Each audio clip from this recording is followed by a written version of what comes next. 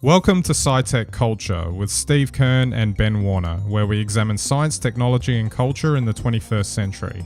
Visit our website at scitechculture.com. Hello and welcome to SciTech Culture. My name is Ben Warner and I'm joined by my good friend and colleague Steve Kern. How are we today, Steve? You ready to go into space on a private ticket? I certainly am, Ben. Hello, everyone. We're ready to blast off. Yeah, absolutely. Into a parking orbit. exactly. Literally parking orbit. Obviously, it made for great images, but Elon Musk attaching one of his Tesla vehicles as a dummy weight to his rocket that got launched into space. Obviously broadcast out, and you just saw the basically images from the car looking down on Earth. It's obviously, works well as a publicity stunt, gets all the news outlets talking about it, maybe Twitter going off and all of that, because you can't get any better sort of image than that, because you're obviously not going to get that from like a NASA launch or any other sort of government type thing, even though they've got their own, sort of specialness to them, which is a bit different. This is many years in the making. He's not the only one interested in doing this sort of thing. And it kind of talks to, I think, what we've been talking about over the last couple of years, that this is like another step in the private sector stepping in and, picking up the space travel slack from the government. Yeah, absolutely. Well, you need the private investment to do it now. And it seems like internet giants and people who've made money from the internet have a lot more money than any of the governments. So I guess that's why we're seeing that sort of investment. I think the amazing thing about SpaceX is, forget the Elon Musk connection, but it was a startup only a few years ago. It was actually just a startup. It still is a startup. But now, it has got the biggest private payload, 64 tons. That's amazing. And what's even more amazing about it is that with the reusable rockets, which they've pioneered, they can do it at a quarter of the cost of their competitors. So I tell you what, Elon Musk, I think, really might even get to Mars first at this rate, if he wants. Well, at least his car might.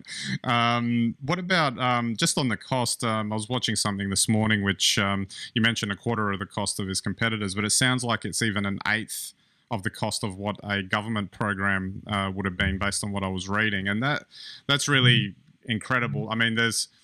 It might be a little misleading to just go by that number, in that he probably would have had a lot of incentives, maybe, tax incentives, other investments, some government help, whatever it is that sort of, is in the mix with all that sort of stuff. But the thing that is really amazing about that is that obviously, coming from the private sector, they have to find a way to do it in an efficient and cost-effective way without obviously compromising, the actual ability to do it.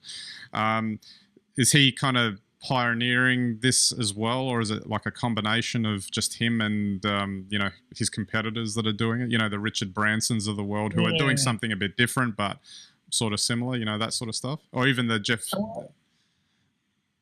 The Jeff Bezos. That's right. His program. Look, I don't know. This is out of this world. This has never been done before, and this probably is at the moment anyway.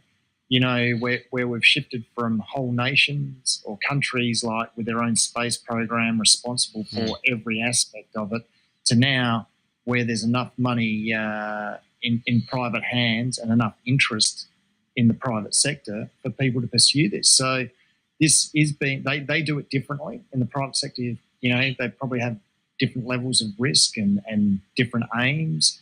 They're not representing a nation. Their job is just to get a payload into space and to do it as quickly and as cheaply as possible. I think it's really interesting. People like to sort of get stuck into Elon, because things aren't happening with Tesla, so well at the moment, or he's got problems with his car division. But when you see how well that space program runs, you'd think, well, maybe, just maybe, they have actually got everything in hand. And the troubles we're seeing over at Tesla Motors is because it's probably harder to mass produce, 100,000 cars than it is to, just build one rocket really well. I don't know, but it's just interesting to see. There's certainly understands business and certainly understands how to be innovative in a manufacturing or engineering and design sector. I guess one aspect of this that is probably important is with these types of guys, they have to kind of look at it just purely beyond the balance sheet as well, because, it could be argued that, it's all like, why are we doing this sort of thing?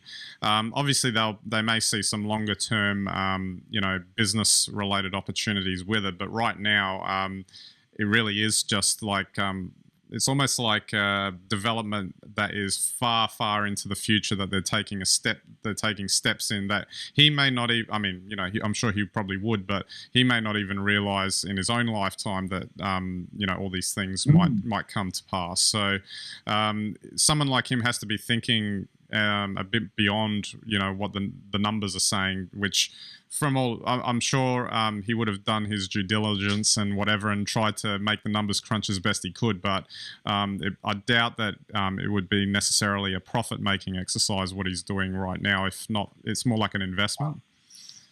Look, I don't think Elon Musk is interested in profit. He's made his money, and I think now he's just saying, well, I can do something with it, and I can do something remarkable, not just make more money or just, make an ordinary sort of economic decision. What he's doing is he's leading a gold rush into space, and we know that if he can get to those asteroids first, if he can develop a way of getting the resources on those asteroids back to Earth or as part of the solar system's economy, which is going to happen.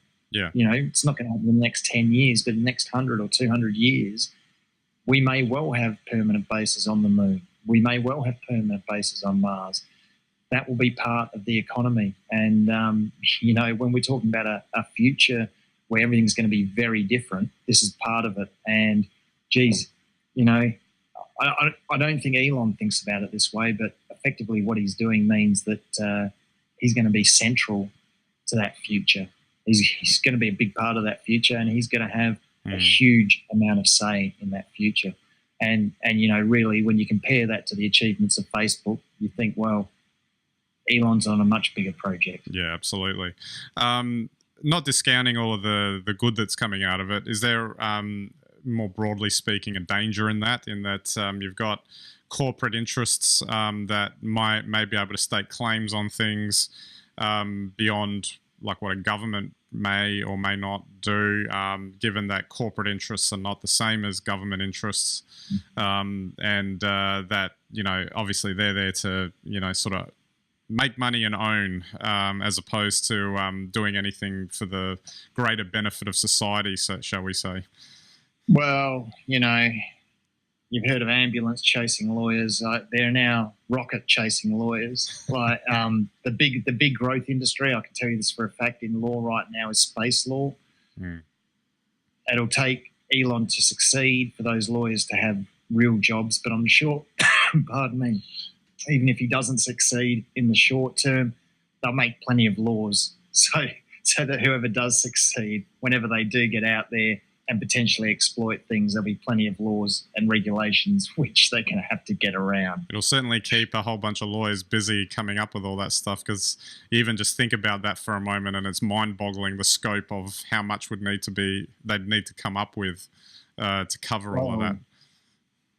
That's right. I mean, how does ownership work in space? I mean, effectively you would assume that if you can get there, it's yours.